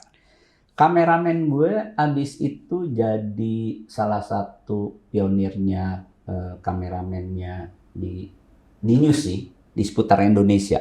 Oke. Oh, jadi nggak ada yang nggak jebolan dari situ, nggak ada yang sekarang jadi praktisi di film kita gitu. Oh iya banyak, kayak si magang, misalnya ada yang magang Siapa? magang kostum, Dewi jadi editor, Dewi Alibasa, terus magang Dewi sound. Alibasa ngedit itu? Enggak, maksudnya dulu dia megang kostum di situ. Oke. Atau si Eva jadi sound, Yuni jadi sound, sekarang jadi sound gitu. Oke, ada berarti. Adit, Yuni di situ juga megang boom kan. Sekarang jadi karir boomer apa soundman gitu. Iya. Ada beberapa lagi. Pao jadi sutradara. Pao dulu di divisi penyutradaraan tapi ngurusin salah satu direction gue ke pemain salah satu yang khusus. Ioni lo yang bisa ngangon nih. Paulus sekarang jadi cuman dia di serial. Paulus Puyi sekarang jadi sutradara serial. Oke. Dengan dari film-film yang lo sebutin ya. Gue nggak yakin lo bikin itu atas kesadaran untuk nyenengin penonton selain visi lo, rasa lo film yang mana nih? Film-film semuanya. Oh, semuanya. Kecuali tahu ya mungkin ya. Tahu ya. Tahu lo emang udah niat, oke, gue mau bernora Efron nih. Yang lain gimana lo bisa senekat itu? Maksudnya kan pasti lo berpikir dong, gue kalau nggak laku ditanyain investor lo film lo berapa? Kayak aktor sekarang ditanyain lo follower lo berapa gitu. Bisa nggak jadi tuh. Tapi gini. Oh apa lu udah yakin? Gue nyari duit di iklan. Gue di sini gue berkarya. Apa gitu? Mungkin mindset dulu seperti itu ada gitu. Tapi kalau gue pikir kayak gini, Har. Gue ngerasa film kalau kita bikin sesungguhnya karena menurut kita itu yang terbaik, pada akhirnya itu akan menjadi lebih baik buat penonton. Dibanding kalau misalnya gue coba berpikir penonton maunya apa ya, penonton sukanya apa ya gitu, itu biasanya jadinya salah. Ini sebagai produser juga kan? Sebagai produser dan sutradara kan? Jadi, bukan sebagai lo di hire produser kan? Iya. Tapi kalau sebagai lo di hire produser gitu gimana? Kalau lo kan nggak bisa berpikir. Iya, tapi kalau di hire sebagai produser kan kembali. Makanya di hire sama produser, lo sebagai director callingan aja gitu. Iya. Dan itu kan terjadi di Architecture of Love gitu kan. Tapi kan gue menemukan sisi yang menurut gue bisa melakukan ini dengan cara ini. Oh, iya. Kalau misalnya gue juga ditawarin beberapa skrip setelah Architecture of Love, tapi wah gue kayaknya nggak bisa gitu, gue nggak connect gitu sama materinya. Ketika gue ditawarin kayak The Architecture of Love gitu, gue udah baca novelnya, gue ngelihat karakternya siapa, yang gue bisa tap nih seperti apa, yang gue bisa tap adalah yang gue kenal rasanya tuh kan ini trauma, yang gue bisa rasain tuh tentang betrayal, yang gue rasain tuh about healing, about redemption. Kayaknya gue ngerti deh cara bikin seperti itu. Jadi gue mau ngerjain. Tapi kalau film-film gue yang lain gitu, I have to make something yang gue suka dulu, Har. Karena gue mesti percaya bahwa apa yang gue suka pasti ada orang yang suka juga. Pasti. Dibanding kalau misalnya gue berpikir, aduh, kayaknya orang sukanya horor, sekarang gue bikin horor. Waduh, ngaco. Itu biasanya salah, itu biasanya salah gitu. Jadi gue coba bikin dengan apa yang gue mau lihat dulu gitu. Of course, dengan bikin kayak gitu, kadang-kadang ada yang suka, kadang-kadang yang enggak, kadang-kadang laku, kadang-kadang enggak. Itu kan it depends on ininya aja gitu. Maksudnya ya itu kan kita nggak bisa kontrol kalau kita harus.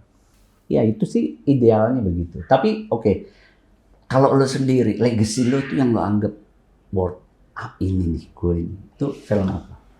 Gue dari semua film yang gue selalu kalau ditanya kayak gitu tuh gue akan bilang film gue yang berikutnya akan menjadi legacy gue. Karena kayak misalnya contohnya Banyu Biru gitu. Gue terakhir nonton film Banyu Biru itu tahun 2004 ketika gue rilis film itu. Jadi kayak misalnya Lovely Man atau Something in the Way, bahwa gue belum pernah nonton lagi, gue belum pernah nonton lagi sama sekali film-film gue gitu. Karena ketika gue nonton lagi pasti gue punya mikir, gue mesti benerin ini atau apa gitu ya. Cuma kalau misalnya yang gue ngerasa gue ada semacam kepuasan pas bikin, kepuasan pas ngeliat hasilnya, itu ada film judulnya About a Woman. Itu yang gue ngerasa ya itu gue ini film yang menurut gue puas ngerjainnya dan hasilnya juga ini. Itu cuma yang itu sih, About a Woman. Gitu. Karena apa? It's a topic dan subjek yang sangat sensitif, yang sangat beda karena itu kan it's a female driven character yang gue ngerasa kayaknya untuk gue nulis karakter perempuan yang berhasil kayaknya di karakter itu sih. Gitu. Boleh tahu nggak kenapa lo nulis itu? About a Woman itu sebenarnya itu kan bagian dari setelah bikin Lovely Man, Something in the Way sama About a Woman gitu ya. About a Woman itu film tentang kesepian, tentang loneliness. It's about loneliness and being alone. Dan apa namanya? Ya itu sih yang mau digambarkan gitu. Gue question gitu kalau misalnya gue udah tua nanti seperti apa gitu. Will I be alone ketika anak-anak udah mulai ini?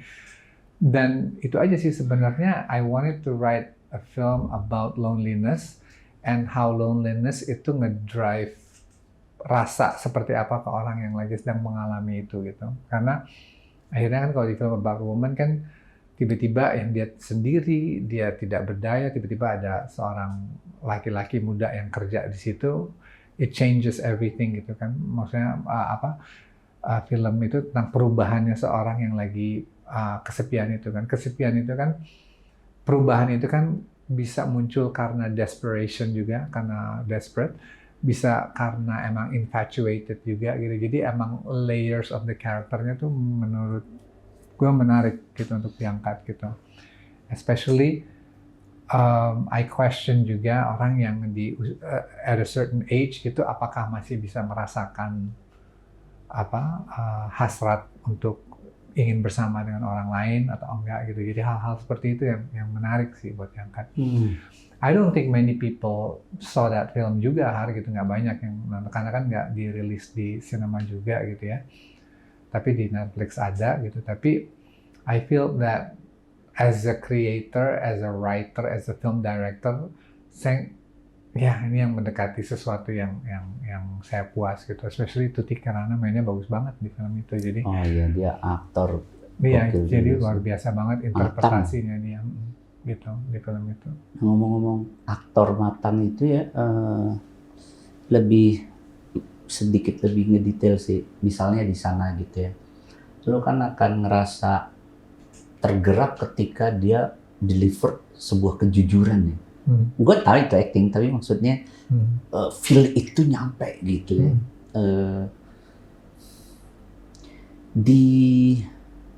Gue nggak tahu ya. Padahal kan di kita diajarin jujur itu harus hari-hari. Tapi ketika masuk ke ranah framing acting itu sampai detik ini sih gue masih itu menjadi belum budaya sehari-hari gitu. Gue masih ngelihat banyak pemain yang pretend, yang kurang menurut lo tuh gimana? Apa lo nggak temuin? Apa lo masih bisa dan lo ngatasinnya gimana tuh? Kalau gue biasanya ketika nulis atau apa, gue tuh jarang sekali melakukannya. Kalau orang yang udah pernah kerja sama gue juga tahu gitu, jarang sekali melakukan reading. Jarang sekali melakukan reading. Kalau emang reading cuma sekali dua kali, pengen tahu aja tone dia ngomong seperti apa. Kedua, ketika gue nulis, gue udah ngebayangin siapa yang main gitu. Jadi gue kurang lebih udah tahu nih, gue pengen ngomong sama Lukman di sini, gue pengen ngomong sama Tuti Kirana misalnya gitu. Emang udah tailor made aja gitu. Atau Doni Damara misalnya di Lovely Man gitu ya. Terus, tapi yang pasti gue tuh bener-bener berusaha untuk percaya 100% ke pemainnya. Jadi I never over direct.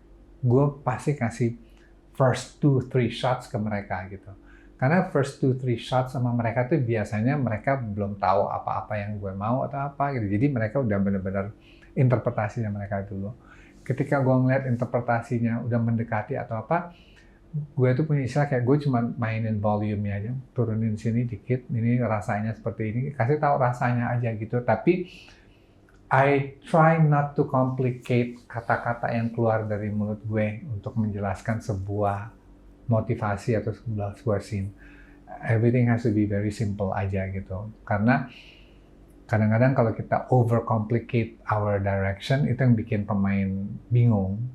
Dan pemain juga kayaknya emang benar-benar harus dikasih space untuk mereka create gitu. Karena kan performance-nya, kalau menurut saya performance should be, kalau ini pribadi ya, 30% tuh my input, sisanya tuh mesti dari mereka gitu. Itu aja sih. Untuk ngejar authenticity sama sesuatu yang genuine dari mereka. Itu pun terjadi pada pemain-pemain yang cenderung belum berpengalaman gitu ya, kayak main-main muda, main baru. Sama juga gitu, kayak misalnya kemarin mungkin Bima Azrul bukan pemain yang baru ya, tapi dia buat saya anggap dia pemain muda yang ini yang terjadi, mungkin kita perlu waktu bareng. Sama gitu. I don't want to overcomplicate things dengan direction yang terlalu puitis maybe, atau terlalu berat maybe, atau terlalu mendikte gitu. I try not to gitu. Maksudnya dibikin sesimpel mungkin supaya dia yang cari aja gitu, apa arti-arti yang keluar dari direction gue gitu. Oke. Why Nocturne Chopin? Oke, kalau itu sebenarnya kalau gue nulis tuh gue biasanya tuh kan gue bikin playlist kan. Gue bikin playlist dengan lagu-lagu yang gue bisa dengerin. Dan untuk pakai classical music di sebuah film tuh bukan hal yang baru buat gue, karena di Lovely Man itu gue udah melakukan itu dengan Claire de Lune, Debussy. Di About a Woman juga gue pernah pakai Erik Satie dengan gymnopédie-nya. Jadi buat ini saya ngerasa I need something sweet, familiar, monotone untuk menggambarkan tonality universe-nya. Karena waktu brief awalnya juga sebenarnya kalau dilihat kan filmnya kan very monochrome ya, very monochrome, only warna coklat, pastel, brown, gray, nggak ada warna primer merah tiba-tiba teriak atau ungu atau apa. Everything is very muted. Bahkan ketika kita mau syuting di awal tuh I wanted to shoot it black and white sebenarnya gitu. Aduh, awalnya tuh kenapa nggak jadi? I wanted to shoot it black and white gitu ya. Cuman I felt that ini kalau misalnya black and white it's going to takut ada rasa pretentiousness-nya to make it more art house. Itu resikonya memang. Resikonya memang itu kan. Jadi gimana semuanya itu tone-nya monochrome tapi musiknya juga sesuatu yang mendukung monochrome itu gitu. Jadi that's why akhirnya lagu Chopin itu. Sekarang kenapa drama ini tidak 16:9? Lo 2:35:1, 2:39:1 ya kalau nggak salah. Hollywood standard ya. Why? Sebenarnya itu pilihan kreatif juga sih. Kita mau menggambarkan universe-nya itu dengan suatu yang lebih tentunya kalau 16:9 itu it feels a bit real gitu ya, a bit compact gitu ya. Kita emang mau ngasih lihat scale di film ini. Scale dalam arti we want the characters to look and feel bahwa surrounding-nya itu lebih besar dari mereka. Gitu, itu rasanya satu gitu. Jadi ketika kita pilih format itu, gue ngerasa momen-momen karena kan semuanya itu kan kayak di rumah kan sebenarnya kan. Karena the idea itu kan sebenarnya kalau misalnya lo adapt ini di panggung pun film ini juga bisa sebenarnya kan di panggung ya. So we want to give a stage gitu buat ininya. Kayak misalnya the way we frame basket di halaman depan rumahnya, yang di dapur gitu, kayak rasanya tuh it's like a stage gitu. Kita pinginnya seperti itu. Benar rasanya objektifnya, nggak tahu bahwa itu nyampe atau enggak, tapi sama gitu. Maksudnya saya ngebayang ketika kita ngedirect ini kan, if you see the camera movement aja hampir nggak ada movement dibanding kayak film Lovely Man atau Berbalas Kejam yang ini, there was almost no movement gitu. Tapi gimana rasanya kita bisa ngasih rasa as if it's a one act play aja gitu. Gue sebagai penonton film ini tentunya ngerasa lebih kaya dan pintar ya dari filmnya, itu biasa. Jadi ketika gue ngerasa lo ada Nocturne di situ ya, ini peristiwa udah getir gitu. Terus dibalut keindahan tuh adukan rasa yang menurut gue anjing gitu ya. Karena mungkin gue mencapainya gitu pertama familiar, mungkin juga gue mengenal betul rasa itu gitu ya. Si Nocturne dan ini. Jadi ada kalau di musik tuh kontrapang ya ini. Jadi membuat ini menjadi nggak lagi cengeng gitu. Mungkin kalau nggak ada ini mungkin akan ke arah sana gitu ya, sedikit cengeng ya, sedikit walaupun bentuk directing lo nggak ke sana. Demikian juga musik ya, musik yang nggak mendrive penonton seolah-olah memprovokasi untuk nangis, untuk apa.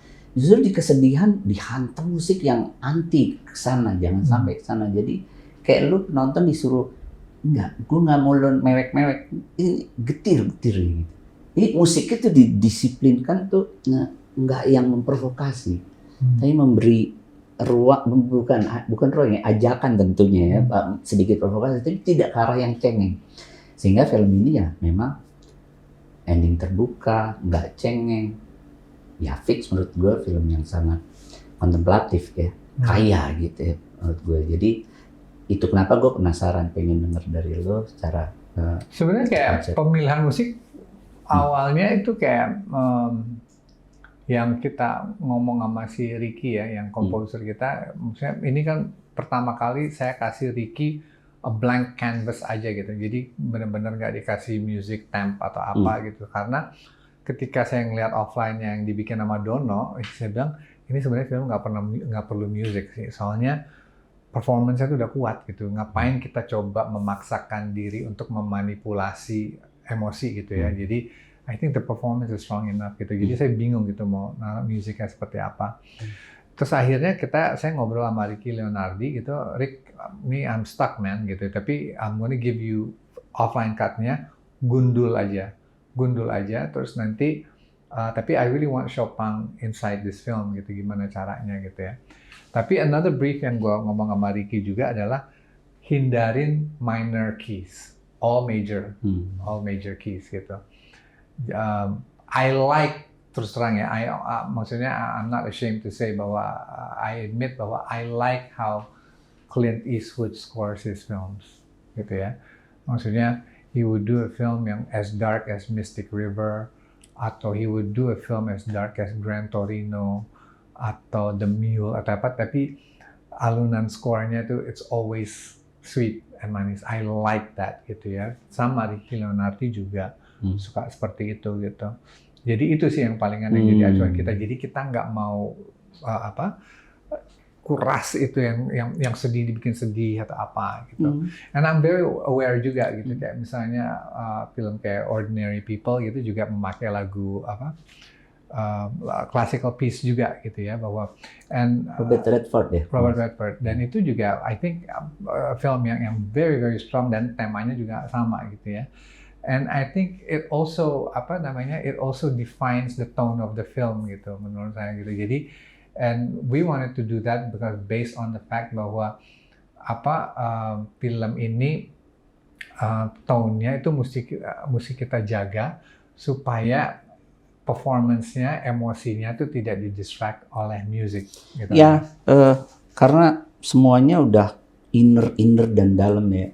Ini yang gue suka karena balik lagi tadi ketika kita ngomongin profil industri film kita, langka Ted gue nemuin yang kayak begini gitu. Semua keluar emosinya, marah, berteriak, ini mungkin juga bagus untuk memberikan konsumsi pada yang suka seperti itu gitu ya. Tapi alangkah baiknya kan seperti lo bilang, lahir film-film yang colornya tuh gue nggak bilang sok beda, tapi mungkin this is sedikit selera gue gitu ya arahnya, walaupun bukan juga gue nggak suka Nora Ephron gitu, gue suka, maksudnya bukan juga gue nggak suka komedi geblek yang bukan yang itu, yang yang si Singapura Crazy Rich gitu. Gue suka juga, gue nonton berkali-kali. Ini gila nih, sarap nih, dan banyak subtil yang dia ngelawak yang nyombong anjing di Cina nunjukin dirinya kayak Tapi itu asik banget Crazy gitu. Rich Asian tuh honestly itu film yang gue udah tonton lebih dari 15 kali ya. Sama makanya kita juga suka yang gitu-gitu. Tapi ini juga suka gitu. Ini juga sebuah warna yang menurut gue bersyukur gitu, dan gue terima kasih lo bikin ini gitu. Anyway, aduh. Oke, next apa yang lo bikin? Next, gue lagi development beberapa project under Karuna Pictures, company gue. Tapi next itu gue bulan Juli gue syuting film judulnya Dopamin. Judulnya Dopamin. Menarik banget judulnya. Sekarang lagi dalam tahap mulai persiapan sih sekarang. Gitu. Nextnya itu. Itu secolor apa mencelat keluar sendiri nih? Itu beda because yang itu lebih Dopamin is a thriller sih kali ini. Maksudnya in the style of berbalas kejam kali ya. Oh, oke. Style berbalas kejam. Terus sama satu lagi nih lagi nyelesain series buat Netflix, tapi kayaknya masih rilisnya tahun depan harus. Tapi udah selesai. Udah syutingnya kemarin kita tiga bulan apa ya, akhir tahun kemarin sih kita udah selesai syutingnya gitu. Tapi sekarang lagi proses offline-nya udah lock, lagi mulai mau grading aja sekarang. Gokil. Jadi gue pernah nonton juga tayangan di short IG gitu ya. Ada bintang film kita siapa ya, Bima siapa ya yang main Gundala siapa tuh? Abimana. Gue shock juga loh. Lu udah lihat pasti? Belum. Dia bilang, tahu nggak yang bikin film Indonesia hancur? Apa? Ditanya orang. Keserakahan. Jadi semua orang bikin, semua orang sibuk, nggak ada waktu untuk perenungan, kontemplasi, proses. Lihat sebentar lagi juga akan hancur. Gue langsung jidat. Ini orang maksudnya gila juga kepeduliannya ya. Gue salut sih sama kepedulian itu, tapi kadang-kadang mungkin ada pemikiran-pemikiran yang mungkin orang kalau udah grow up dengan industri dan belajar gitu, mungkin ada juga yang nggak gitu juga gitu. Nah untuk itu mungkin lo bisa share deh bagaimana memaintain kesibukan lo untuk sangat produktif gitu ya. Kalau gue gini gue karena dasarnya gue suka menulis, I try to write as much as possible gitu ya. At least script bank gue tuh lumayan ada gitu ya script bank gue. I believe bahwa kayak misalnya maksudnya script yang gue tulis aja juga belum tentu udah di pick up sama produser atau enggak. Yang penting nulis aja gitu as a storyteller gitu ya, pengen nulis aja. Dan karena gue punya company kecil gitu, Karuna Pictures ini, gue biasakan untuk develop juga dengan penulis-penulis lain gitu.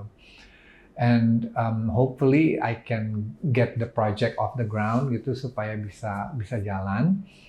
Tapi at least nggak berhenti gitu. At least nggak berhenti gitu ya. Mau dalam format bikin film komersil atau art house atau atau series atau apa. Every time I have an idea, I try to bener-bener execute sampai bener at least udah jadi script gitu ya. Ketika udah jadi script, I believe akan ada jalurnya untuk ini. Contohnya itu saya bilang tadi kan, in 2020 saya tulis Berbalas Kejam, mungkin kita perlu waktu, sama Luka Makan Cinta. Now is 2025, tiga-tiganya udah produksi. Berbalas Kejam udah tayang di Prime. Luka Makan Cinta will be airing for Netflix next year. Mungkin kita perlu waktu, udah tayang gitu. Jadi I believe gue dalam 2020 tuh gue develop 3 konten dan itu udah jalan gitu. Jadi karena itu udah terbukti, jadi I wanna keep doing that aja gitu untuk coba sustain gitu di industri ini gitu aja. Lo tadi menyebutkan di film yang mungkin kita perlu waktu itu juga, satu jalan orang psikolog, satu jalan Tuhan gitu, agama gitu. Gue inget juga dulu lo zaman latihan bekerja, lo bikin serial sejarah Nabi Muhammad gitu ya. Ini bukan saudara Nabi Muhammad, Wali Songo. Oh, Wali Songo, oke. Wali Songo. Iya, Wali Songo. Gue ngingetnya, Rasulullah karena lu sebut dulu Muhammadnya gitu ya. Enggak, Wali Songo. Oke. Untuk saat ini agama menurut lu gimana? For me, mungkin kita perlu waktu sebenarnya yang kita yang nggak tahu orang nangkep atau enggak gitu ya. Maksudnya yang diangkat adalah kan dua outlook yang berbeda. Yang satu melihat dari sisi agama, mendekatkan diri dengan agama ketika lo ada masalah, a transformation terhadap ajaran agama kayak hinanya pakai hijab atau apa. Yang satu lagi benar-benar ngeliatnya duniawi aja gitu, how do we fix the situation. Itu menurut saya tuh that's the film sebenarnya, mungkin kita perlu waktu tuh itu. Not the maksudnya si kecelakaan dalam keluarganya ya, itu just the trigger sebenarnya kan itu dua ini gitu. Dan yang saya mau gambarin di situ juga adalah pemilihan untuk mendekatkan agamanya itu benar-benar pure out of panggilan atau because you have a problem baru menghadap agama. That's sebenarnya itu kan core dari ceritanya gitu. Karena kalau misalnya because filmnya juga udah tayang, maksudnya jadi saya bisa ngejelasin sedikit gitu. Misalnya karena kan untuk menghadap ke umroh atau ke naik haji atau apa emang panggilan dari Allah gitu. Ternyata kan kalau buat di film ini kan buat karakterisasinya ternyata yang dia menggebu-gebu segitu, dia perlunya segitu, dia pinginnya, ternyata at the end of the day panggilannya is not for her gitu. Panggilannya justru orang yang tadinya melakukan ini untuk mengakomodate istrinya gitu kan. So sebenarnya that was the main idea gitu for the film gitu, dan cara pandang suami istri yang berbeda gitu kan. Dan cara pandang suami istri yang berbeda tuh sejujurnya gue pernah ngerasain, karena gue juga pernah jadi suami kan gitu kan. At the time of me being married itu ya kita tentunya punya cara pandang yang berbeda gitu ya. So I think kalau misalnya spiritually gitu ya, I try to be more as a spiritual person now at a later age gitu ya. Maksudnya mungkin ketika gue masih muda gue nggak terlalu practice religion gitu ya. Tapi now I practice a little bit more. I try to understand a little bit more gitu.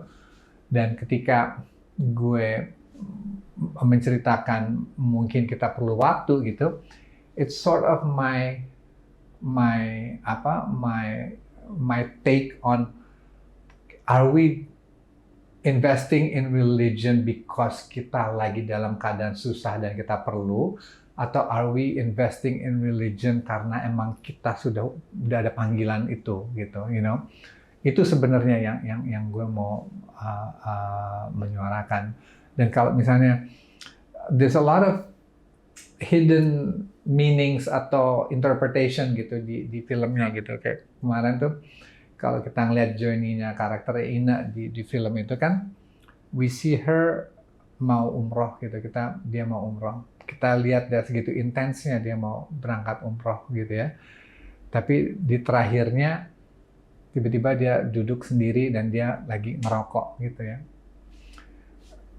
That scene yang ngerokok itu sebenarnya it's like something yang membuahkan sebuah tanda tanya. Jadi antara journey-nya dia yang tadinya mau ini, terus kok tiba-tiba di terakhirnya dia ngerokok ya, what does that mean? For me that means a lot gitu. Jadi it opens the question of, ini orang abis dia ngerokok ini apakah dia akan open hijab dan kembali seperti dia yang dulunya, atau gimana gitu. Maksudnya it gives that open interpretation of where she is at gitu. Karena kan terakhirnya tiba-tiba dia nggak mau berangkat umroh gitu kan. Jadi that